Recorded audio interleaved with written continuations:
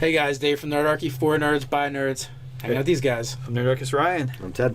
And we get an email from Hunter who requested that we talk about running a psychedelic fantasy tabletop RPG game. And, he's talking, I take it he's talking about the setting and basically the kind of content that's going on. Mm. And I'm thinking, like... Before we get into this video, though, you can trip your own way on your way down to the Nerdarchy, the newsletter, down in the description below, and find out how to game with Nerdarchy and some other great role-playing and gaming tips. Exactly. So, all right. So, like, here's what I'm thinking, right? You give everybody hits of acid at the table, and then you start playing. You could always... You start, like, throwing flash paper at people. Or you could just go with magic mushrooms. All right. Yeah, or that. Yeah. But, or there's always ecstasy, too, but that could get weird. And then you just start, like, rubbing on everybody. Like, hey, this is great. I critted. Don't blame us, guys. Blame Hunter. Yeah, it's totally Hunter's He started fault. this. Yeah. So, I'm thinking, like, James and the Giant Peach. I'm thinking Alice in Wonderland. Yeah. Yeah, so I'm thinking, like, we're talking about, like, really fantastical type of campaign setting. Maybe things with, like, scintillating, sort of pearlescent, rainbow-esque colors going on lots of times. Yeah, well, not all the time. Like, you would introduce, elements into the game where, maybe the setting is just a lot more vibrant and maybe a little bit cartoony even. Well, I would say that you're really messing with the perception of reality. Like the way you had the Goblin King based on the MC Escher drawing with the stairs everywhere, like that's a perfect type of thing to include. Or like anti-gravity, where the gravity functions inversely. If you're looking at, running in vibrant colors and multiple dimensions, I mean, this is a real twist, but what about Avatar?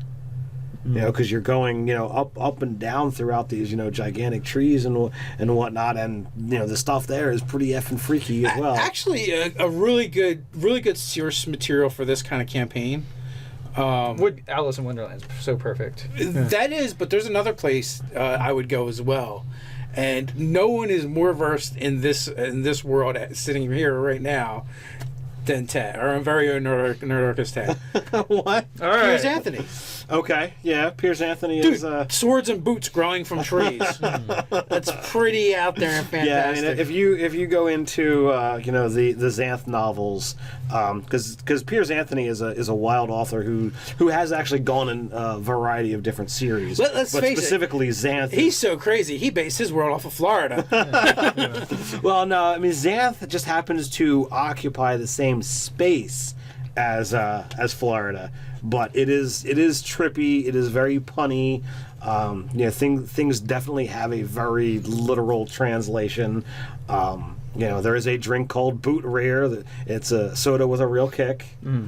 So if you're not ready for those kind of puns, don't go anywhere near. I mean, even Harry Potter to a lighter extent is kind of like delves into this a little bit, like with the wizard cards and the candies and stuff like that. You know what also would strongly recommend too is like a lot of Tim Burton-y sort of stuff, like Beetlejuice and things like that. Like that stuff's kind of trippy and out there as well. For some reason, 9 comes to mind for me as well.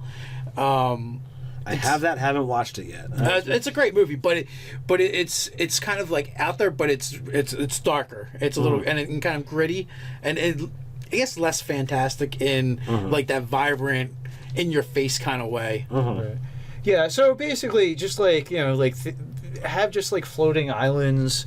Weird things like weird plants growing stuff that shouldn't be growing, or like maybe you have a bush that like it's a bunch of actual snakes that creep and crawl and grow out of the bush, or like just like these weird sort of reality twists. All your animals talk. Yeah, I was gonna say things talk that shouldn't. Is definitely a way to get down that road.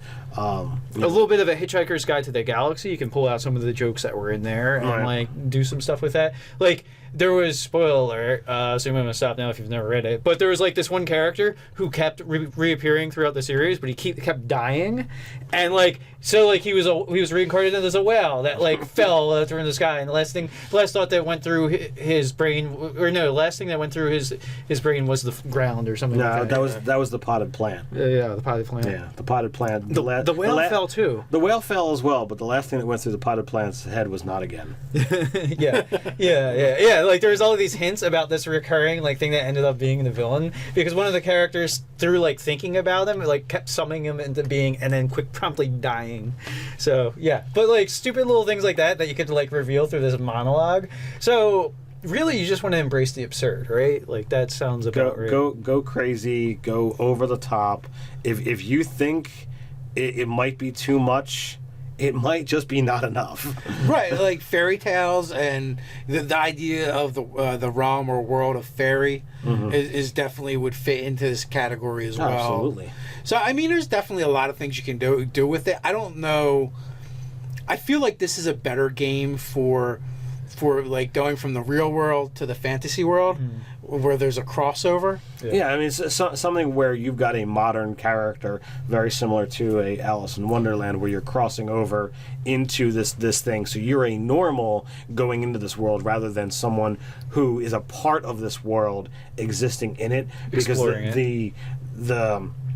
and if you live in the world, it's not going to have the same punch. It's not going to have the same effect. You're not going to be like, what the heck am I looking at here? Well, except for like, it could still be, the characters could be from the world, but the players, it would still be a treat to them because like their characters aren't surprised to this, but they are. Like, you know, it's still interesting to them as the player, maybe not so much to the character. I'm thinking of also R.A. Salvatore's Echoes of the Fourth Magic, where like, so this is going to be a spoilery thing again, but like it ended up being that was actually the future, like that they had like time traveled, and so like you could have like sort of like completely enwrapped by vines.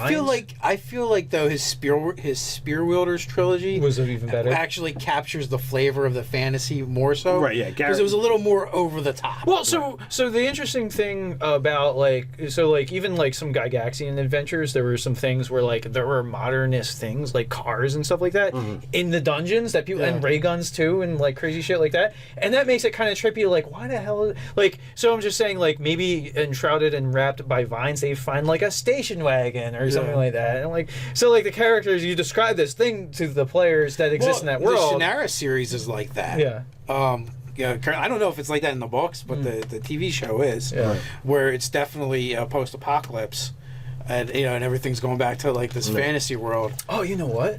Perfect. Gamma World is absolutely a trippy world, especially with the random ideation of characters and stuff like that, where you can like randomly smash two things together, figure out what that means, but you can come up with some super trippy, like somebody could be a swarm of puppies like as their character, and they talk. So there was one other thing I was thinking of. Shrek. Like Shrek is a perfect example of kind of a very much fantastical world, and there's definitely you could definitely make that trippy without a whole lot of work. That's true. I mean, come on, Donkey Talks. That definitely crosses over. You don't encounter the gingerbread man. There's like so much. You don't encounter any other animal besides Donkey that's talking. Puss? Or does it not count because of the boots? Well, I mean, basically anything. Those are all fairy tales. So anything that you're going to involve from past fairy tales, like fantastical elements like that, I think are going to work pretty well. And then also too, like maybe you have like bushes that grow like fruits that have the effects of potions. So like edibles. What about that actually happens in Xanth? Food and drink that things like occur. Like it's the Alice in Wonderland, the mushroom and the shrinking and growing. Dude. Yeah. What about the Bible? Burning bushes talking? Come on. So I think we've plumbed the depths of this one. Any other last comments or things that? Nah, I mean that's as far as we could go. This isn't a game I'd probably want to run, but it can be done. It's definitely doable. There's a lot of when in doubt, resort to substances. There's a lot of different sources that you Nerd does not condone illegal drug use. We need like a little disclaimer down in the bottom. So there's a lot of references that we gave you, and you can pick and choose. Unless maybe you have glaucoma. Right. Or in Colorado. Yeah. So you can pick and choose, use the best, take things to a whole new level. Go ahead Get and high with your things. Yeah. put your thoughts and level. comments down below. While you're at it, like, share, and subscribe. You can check out funny memes over on Facebook. Or over on Instagram. So until next time, Stay nerdy.